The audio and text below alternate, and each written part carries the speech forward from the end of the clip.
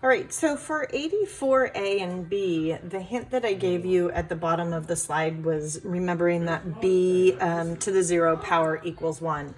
And that is actually really helpful in this case. So if I know that B to the 0 power equals 1, then I can change this equation to be 6 equals A times 1, or just 6 equals A. So then I'm going to take the fact that 6 equals A, and I'm going to plug 6 right into here. So we get 24 equals 6b squared. Well, we haven't really solved equations like b squared in the past, but we do know that we want to isolate that variable. We want to get the b squared completely by itself. So since it's 6 times b squared, I'm going to do the opposite of that, and I'm going to divide by 6. So 24 divided by 6 is 4. 6b squared divided by 6 is b squared. So that means b times b is 4. Or I could say the square root of both of these. So the square root of b squared is just b. So the square root of 4 is 2. So b is 2. So in this problem, a equals 6 and b equals 2. Now the second one is not necessarily as easy. But in 84A, I use substitution method. One of the other methods we have of solving systems of equations is the equal values method. So I'm going to go ahead and solve both of these equations for A. So if I take this first equation, I really have to divide both sides by b squared to get A by itself. So I have A equals 32 over b squared. And on this one, I get A equals 128 divided by b cubed.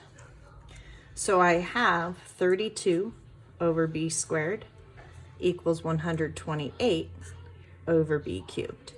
So now what I'm going to do is I actually have a proportion. Remember, a proportion is two equivalent ratios set equal to each other. And one of the easiest ways to solve a proportion is to cross multiply. So we're going to do 32 times b cubed. And we're going to multiply that, and that would equal 128 times b squared.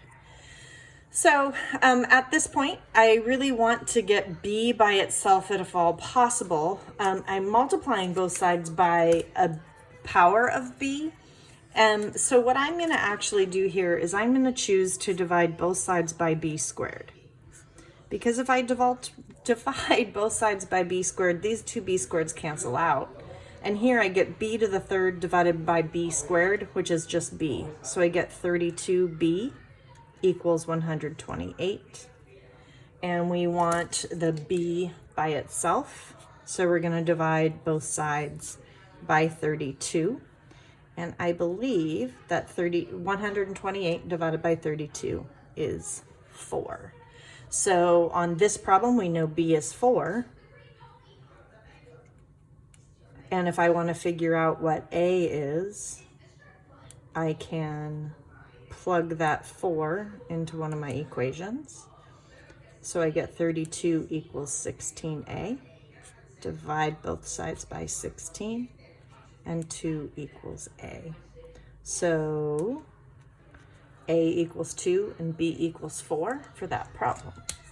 So these are definitely different than systems of linear equations, but we can use that same idea of substitution and equal values method. We wouldn't use elimination method in these problems, because if I were to take these two equations and add them together, I would have 160 equals like 2a plus b squared plus b cubed, because remember, b squared and b cubed can't be added together. So we wouldn't want to try elimination method on these, but substitution and equal values method does work.